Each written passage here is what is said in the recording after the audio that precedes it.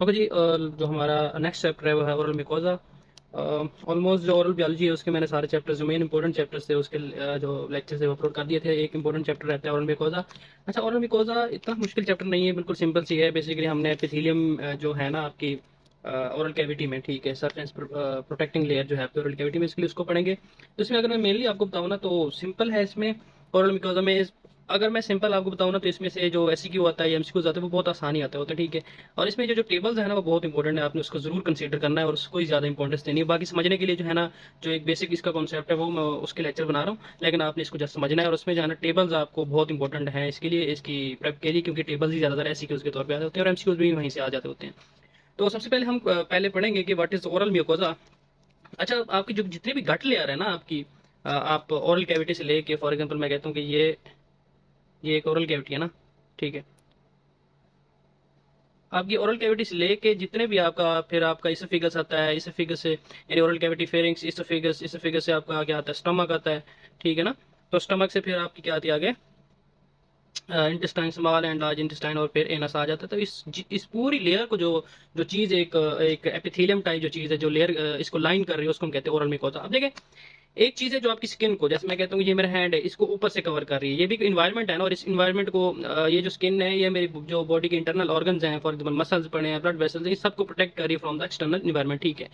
तो लेकिन कुछ एक्सटर्नल इन्वायरमेंट आपकी आपकी बॉडी के अंदर भी तो है ना, ये जो गट से शुरू होता है एनस तक, ये भी तो एक्सटर्नल इन्वायरमेंट ही बन जाता है। यानी ये इसमें कुछ, इसमें स्पेस ही है, यानी यहाँ से स्पेस शुरू होती है यहाँ तक होती है। ओवरऑल अगर देखा जाए, इसको खाली कर दें तो ओवरऑल आप इसको भी प्रोटेक्ट करने के लिए, यानी जो आपकी जो बॉडी है उसको अंदर से, अंदर वाली जो कैविटी है बॉडी की, ठीक है ना, उसको प्रोटेक्ट करने के लिए भी तो कोई अंदर से एक चीज एपिथेलियम टाइप होनी चाहिए जिसको लाइन करे। तो ये जो मॉइस्ट लाइनिंग है, कौन सी मॉइस्ट लाइनिंग, जो आपकी बॉडी को जो गट है ना, ठीक है, एलिमेंट्री कैनाल भी जिसको कहते हैं, उसको अंदर से प्रोटेक्ट करती है और लाइन करती है, उसको हम कहते हैं ओरल म्यूकोजा, सॉरी, उसको हम कहते हैं म्यूकस मेम्ब्रेन। और जो आपकी सिर्फ ओरल कैविटी को लाइन करती है ना, उसको हम कहते हैं ओरल म्यूकोजा।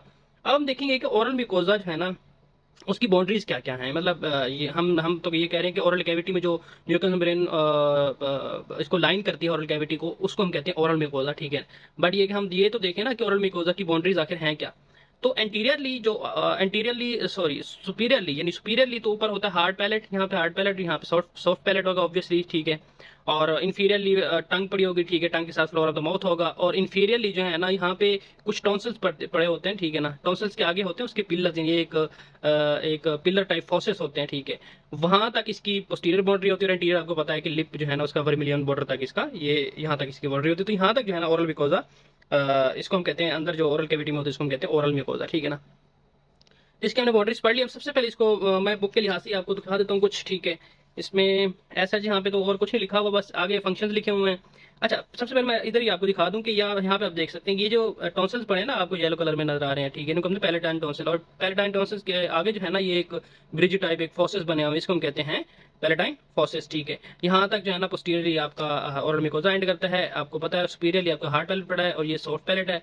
और इन्फीरियरली टंग पड़ा है, इसको भी लाइन कर रहा है। और फ्लोर ऑफ माउथ है, और जो है ना यहाँ तक एंटीरियरली लिप तक है। तो ये इसकी बाउंड्रीज हो गई। तो सबसे पहले हम अब इसको पढ़ते हैं इसका फंक्शंस, ठीक है। फंक्शन में ये है कि प्रोटेक्शन का काम तो ऑब्वियसली मैं फंक्शंस को जो है ना, मैं इसलिए जो है ना ज्यादा डिटेल्स नहीं पढ़ा रहा, क्योंकि ये बहुत सिंपल है, आपको पता है कि सिंपल सी फंक्शन है एपिथेलियम के। जो एपिथेलियम के फंक्शन है वही इसके आपकी ओरल म्यूकोजा के फंक्शन होने। अच्छा, थोड़ा सा कॉन्सेप्ट मजीद इसका समझ लें, अगर ओरल म्यूकोजा है क्या, अगर इसकी डेफिनेशन ही कर लें या कुछ को मजीद एलेबोरेट करें। तो ओरल म्यूकोजा देखें, मैं अगर सिंपल अल्फाज में कहूँ ना, skin skin without without appendages is called oral mucosa, यानी ये सिंपल इसकी अब अपेंडेजेस क्या है, ठीक है। अपेंडेजेस में हेयर फॉलिकल्स आ जाते हैं, यानी आपके हेयर सेल्स आ जाते हैं, हेयर आ जाता है, और इसके साथ स्वेट ग्लैंड आ जाता है, और इसके साथ सीबम, जो सीबम आपका जो आपकी जो स्किन के ऊपर ऑयल प्रोड्यूस होकर आ जाता है, ऑयली ऑयली सी लेयर बनती है, वो सीबम ग्लैंड होते हैं, बेसिकली वो प्रोड्यूस करते हैं। स्वेट ग्लैंड हो गए, सीबम सिबेशियस ग्लैंड हो गए। तो इनके, यानी अगर आप स्किन में से इन चीजों को निकाल देना तो आपके आपके पास जो बचती चीज वो ओरल म्यूकोजा ही बचेगी। यानी आपके ओरल म्यूकोजा में जो है ना एक आपकी ओरल कैविटी में एक ऐसी एपिथेलियम की लेयर है जिसमें जो है ना ये चीजें नहीं है, ठीक है ना, बाकी वो सेम है, किससे मिलती जुलती है, स्किन से मिलती जुलती है। तो ये इसका बेसिक कॉन्सेप्ट था। सबसे पहले हम इसके अब फंक्शन को देख लेते हैं। अब देखें, ऑब्वियसली बात है, तो ऊपर है ये आपकी ओरल कैविटी को लाइन करे, तो इसका काम ऑब्वियसली बात है ओरल कैविटी के अंदर जो मसल्स हैं बेसिकली हार्ट पैलेट और टंग है, टंग के इंटरनल साइड है, इन साइड है, उसको प्रोटेक्ट करती है। तो ऑब्वियसली काम इसका क्या है, प्रोटेक्शन में मैकेनिकल फोर्सेस आप खाते हैं, आप हार्ड फूड खाते हैं, ठीक है, उसको चबाने में और जब फोर्स लगती है तो ऑब्वियसली बात है वो हार्ड होती है। लाइक अगर आप सेब खा लें, उससे समटाइम ये होता है किसी का किसी के मुंह में छाले भी बन जाते हैं अगर कोई हार्ड चीज खाएं, जैसे गन्ना वगैरह लोग खाते हैं।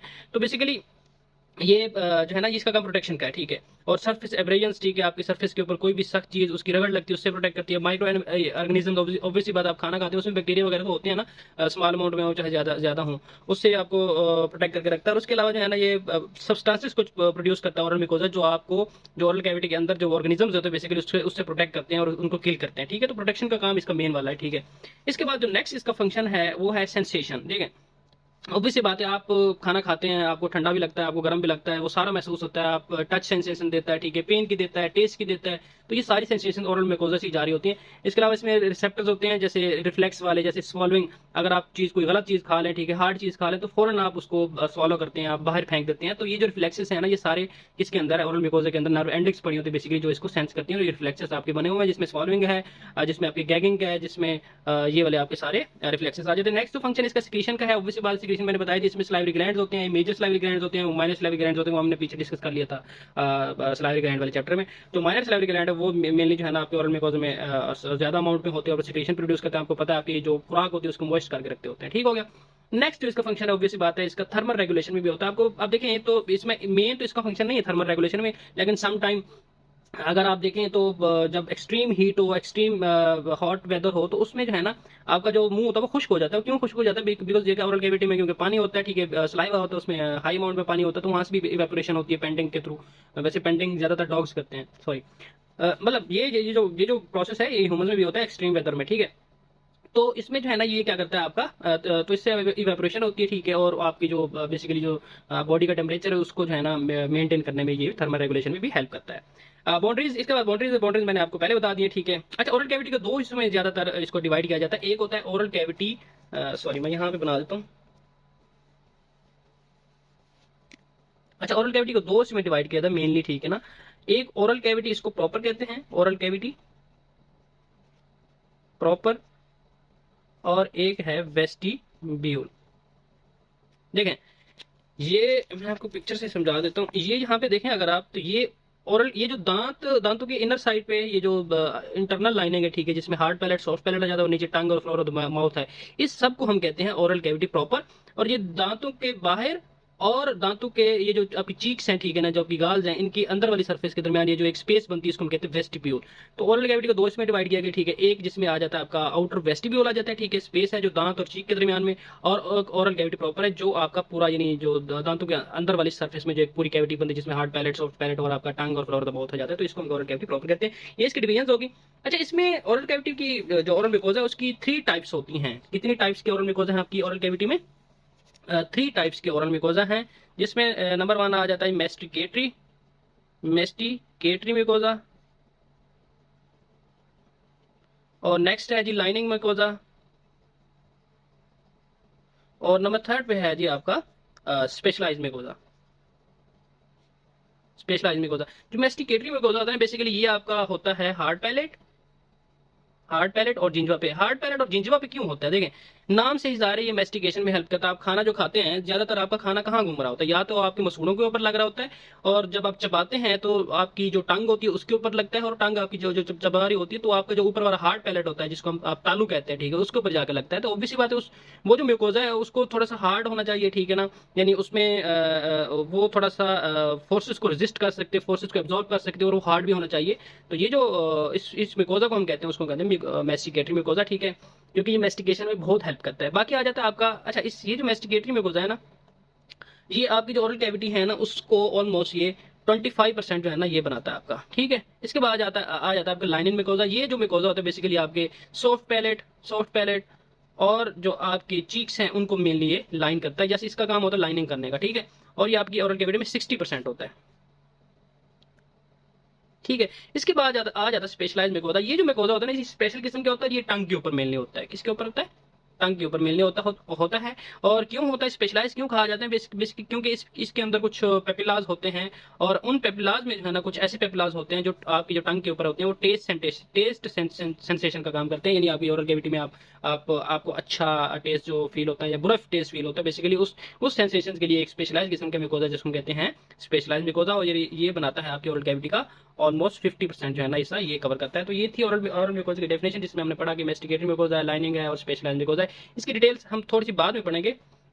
अभी के लिए इतना है। इसके बाद जो है ना हम देखते हैं कि क्लिनिकल फीचर्स इसके क्या होते हैं। तो इसमें अगर हम इसकी स्किन टोन की बात करें तो स्किन आपको ब्राउन नजर आती है, तो ये आपको थोड़ा सा ना रेडिश, लाइट रेडिश नजर आता है। आपको पता है कि आपके ओरल कैविटी का कलर क्या है, लाइट रेडिश इस तरह का नजर आता है। क्यों नजर आता है? उसकी भी एक रीजन है, क्योंकि जो आपकी एपिथेलियम है, ठीक है, उसमें केराटिनेशन एक तो कम है, और इसकी जो सरफेस लेयर्स हैं वो भी कम है, और जो ब्लड वेसल्स हैं वो इसमें ज्यादा अमाउंट में हैं। और ब्लड वेसल आपको पता है ब्लड का कलर रेड है, तो इस वजह से ये इधर इसका कलर इसमें आपको ओरल मिकोजा उसको थोड़ा सा रेडिश और इस तरह पिंक टाइप नजर आता है। सॉरी, कॉलर पिंक होता है, मैं रेडिश कह रहा था, कॉलर पिंक इसका कलर होता है, कॉलर पिंक। लेकिन रेडिश कब आता है? जब आप इसमें कोई इन्फेक्शन हो जाए और इन्फ्लेमेशन हो जाए, तब ये रेडिश आ जाता है। तो पिंक, कॉलर पिंक इसका कलर होता है। ठीक हो गया। अच्छा, इसमें मैंने पहले बताया था इसमें स्वेट ग्लैंड्स तो होते नहीं, लेकिन अगर कुछ जगहों पे जो है ना सीबेशियस ग्लैंड्स होते हैं। सीबेशियस कौन से होते हैं? Sebum production. इनका कोई काम है नहीं वैसे ओरल कैविटी में। अब क्यों नेचर ने इनको रखा हुआ है स्मॉल अमाउंट में, हमें नहीं पता, अभी तक डिस्कवर नहीं हुआ। बहरहाल ये आपकी ओरल कैविटी में ये कुछ ये होते हैं आपके सीबेशियस ग्लैंड, ठीक है ना। और ये जहाँ पे होते हैं ना, तो ये एक reddish type, sorry yellowish type appearance देते हैं, और ये स्पॉट्स बनते हैं येलोइश, ठीक है ना, येलोइश स्पॉट्स बनते हैं। और इन येलोइश स्पॉट को हम कहते हैं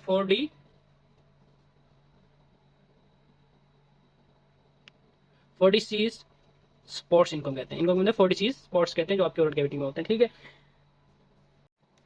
अच्छा, 40 ग्रेन्यूल्स के अलावा कुछ इसके फीचर्स हैं, उसमें एक आ जाता है आपका जो, एक तो हो गया 40, मुझे इसकी प्रोनाउंसिएशन नहीं आती, ग्रेन्यूल्स जिसको कहते हैं, इसको स्पॉट्स कहते हैं। आपको पता है जो सीबेशियस ग्लैंड्स होते हैं ओरल कैविटी में येलोइश नजर, उसको हम 40 ग्रेन्यूल स्पॉट्स कहते हैं। नेक्स्ट इसमें है, इसमें एक muco periosteum. What is muco periosteum? देखें, जो आपका ओरल कैविटी होती है ना, उसमें जो ओरल मिकोजा होता है ना, वो डायरेक्टली अटैच होता है, यानी आपको जो एपिथेलियम है बेसिकली वो डायरेक्टली अटैच होता है नीचे वाली बोन के साथ, ठीक है ना। कुछ जगहों पे जहाँ पे बोन है, हार्ड पैलेट हो गया, आपका जिंजवा हो गया, सपोज मैं कहता हूँ ये बोन है और ये ओरल मिकोजा, ये डायरेक्टली इसके साथ अटैच होता है, तो इसको हम कहते हैं म्यूकोपेरियोस्टियम, ठीक है ना। इस जंक्शन, इसको जंक्शन भी कहते हैं, म्यूकोपेरियोस्टियम जंक्शन, या इसको म्यूकोपेरियोस्टियम कहते हैं, ठीक है। तो इसके साथ ये मिकोजा और इसका पेरियोस्टियम जो होता है ना बोन का, वो डायरेक्टली अटैच होता है किसके साथ? मिकोजा के साथ। इसके दरमियान में कोई ऑर्गन वगैरह नहीं है, या दरमियान में कुछ सब मिकोजा वगैरह नहीं है, तो इसको म्यूकोपेरियोस्टियम कहते हैं। थर्ड जो चीज है वो लीनिया एल्बा होता है। What is Linnaea Elba? Linnaea Elba एक वाइट सी लाइन है, वाइट सी लाइन है जो आपकी जो ओरल कैविटी में दांत होते हैं ना बेसिकली, मेरे पास और तो कुछ नहीं पड़ा, बहरहाल ये एक अगर आप यहाँ पे देखें तो ये मेरे पास दांत है ना, तो इसके ये जो एंड्स है ना बेसिकली कटिंग एजेस जो है ना, यहाँ पे जो आपका चीक्स है ना, उसका जो मिकोजा इस सारे को टच कर रहा होगा, ठीक है ना। यहाँ पे जो टच कर रहा है बेसिकली, यहाँ पे फोर्सेस लगती हैं मिकोजा को, ये जो दांत है उसके ऊपर फोर्सेस लगाते हैं, या रगड़ प्रोड्यूस करते हैं मिकोजा की इंटरनल साइड पे, चीक्स की इंटरनल साइड पे मिकोजा में, तो उस वजह से एक वाइट सी लाइन बन जाती है, ठीक है ना। उसको हम कहते हैं लीनिया एल्बा, ठीक है ना। ये टर्म हमारे पास क्लियर हो गई। इसके बाद हम नेक्स्ट हम पढ़ेंगे कंपोनेंट्स ऑफ और टिश्यूज एंड ग्लैंड्स।